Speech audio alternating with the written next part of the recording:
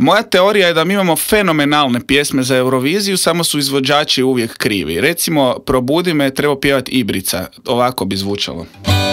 Ne trebam sendviče, ni kavu, ni šećer, ni šlag.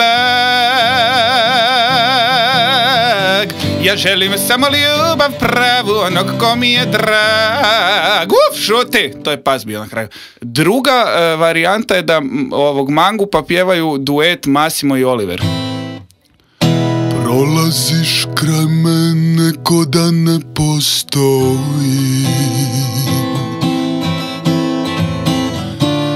Ja bi dao sve moje godine,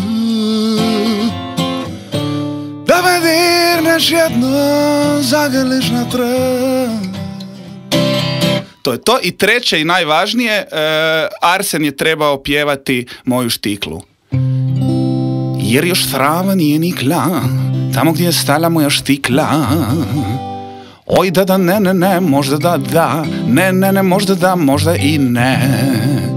I tako bismo puno bolje uspjevali na Euroviziji. Hvala.